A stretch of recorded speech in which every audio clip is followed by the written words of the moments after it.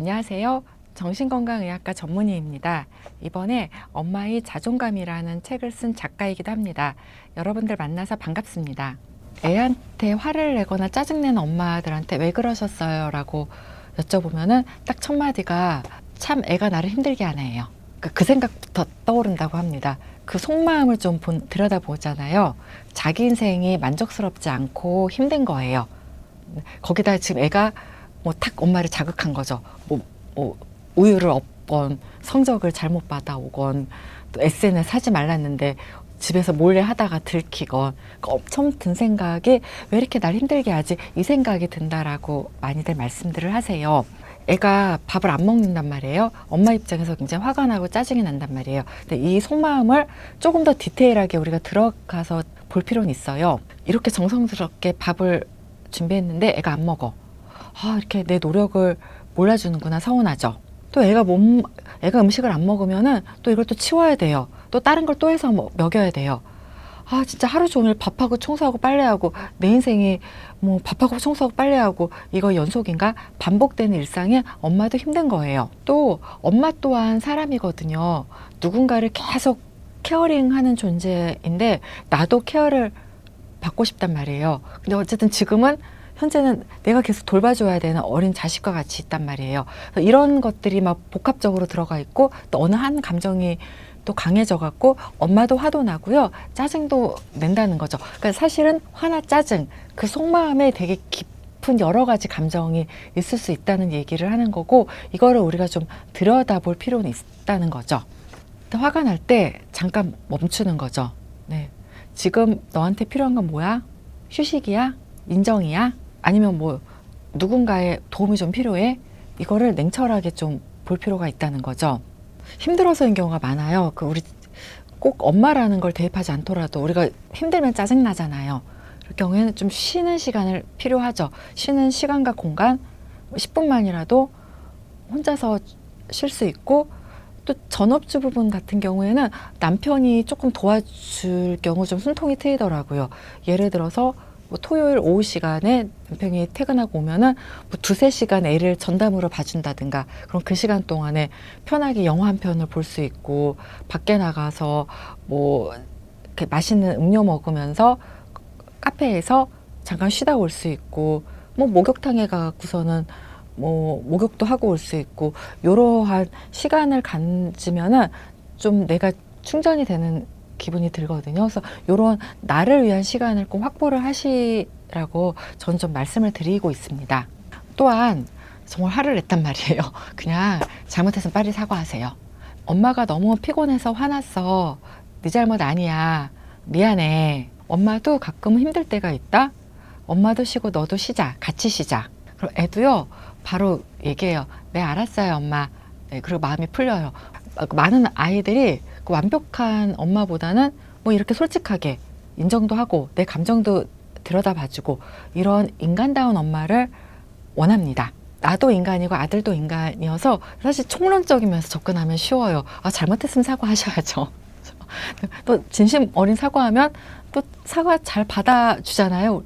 이런 인간관계에 보편적이고 총론적인 접근을 애하고도 하시면요. 어렵지 않게 이 상황을 이렇게 풀어나갈 수 있습니다. 가장 중요한 거는요.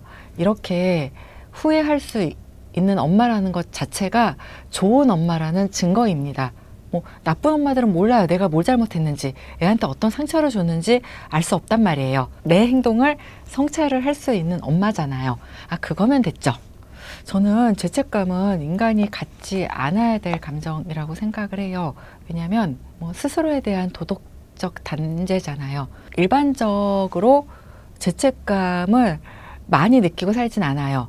어떤 행위에 대한 잘못을 하면은 미안함을 느끼죠. 죄책감은 좀 더 딥하고 강한 잘못이죠. 이런 경우겠죠.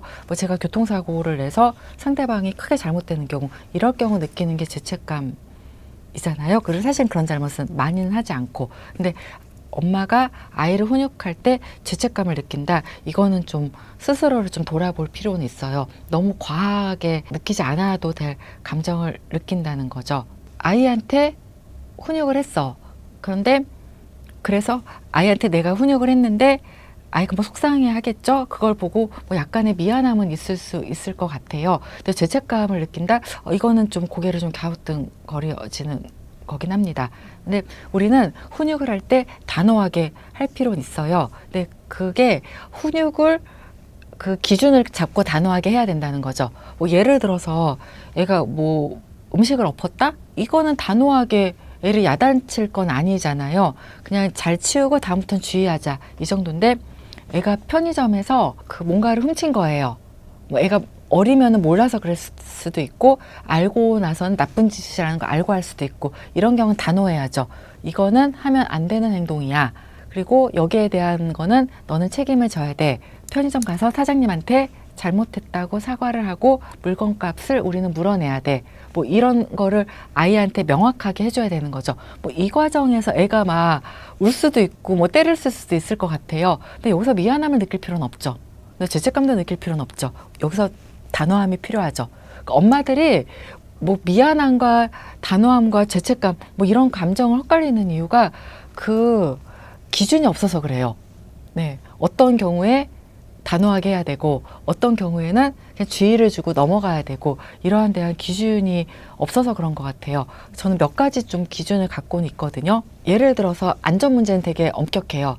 아이를 차에 태울 때 꼭 안전벨트를 매고 엑스카레이터에서 장난치거나 엘리베이터 뛰거나 하는 건 못하게 해요.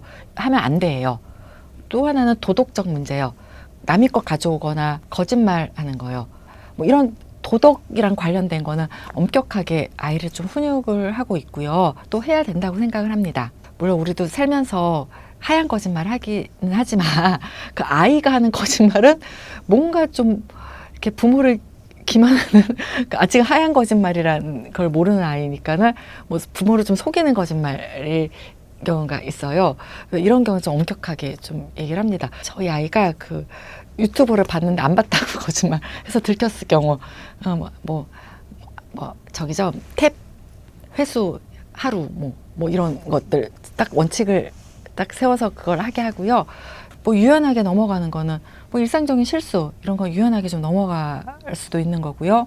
또 뭐 감정 표현도 있죠. 뭐 애가 뭐 심하게 짜증 내거나 이거는 좀 행동은 잡아야 되지만 애가 속상해하거나 이럴 때는 야 뭐 그런 거 갖고 그러냐 뭐 이것도 아니고 왜 속상했어? 왜 하면서 물어보면서 애 감정을 좀 들여다보려고 노력을 합니다. 이것도 좀 허용하는 편이고요. 나의 기준이 명확하면요. 뭐 죄책감 없이 또 미안함 없이 애한테 단호함을 갖고 훈육을 할 수 있는 거죠. 네, 가능합니다. 이렇게 좀 어감상 막 무슨 멘탈 갑 엄마 막 뭐 어떤 고난과 역경에도 무너지지 않는 엄마 뭐 이렇게 받아들일 것 같은데요. 그렇진 않습니다. 뭐 제가 생각하는 단단한 엄마는요. 충분히 좋은 엄마를 얘기합니다. 그러니까 아이의 반응에 민감하게 반응해주는 엄마고 엄마 또한 실수할 수도 있는 엄마라는 거죠. 정말 작은 변화가 단단한 엄마로 가는 시작이거든요. 아이에게 소리를 지르려다가 심호흡을 하고 한번 참은 엄마. 네, 이것도 단단함의 시작이고요. 뭐 누구야는 뭐 구구단을 다 외웠대 라는 말이 하고 싶지만 꾹 참은 엄마. 막 스마트폰으로 막 인스타 보고 있는데 애가 말을 시킬 때 스마트폰으로 탁 내려놓고 아이의 눈을 맞추면서 아이의 말과 행동에 온 집중을 해줄 수 있는 엄마. 저는 이런 엄마들이 단단한 엄마가 되는 시작이라고 생각을 합니다.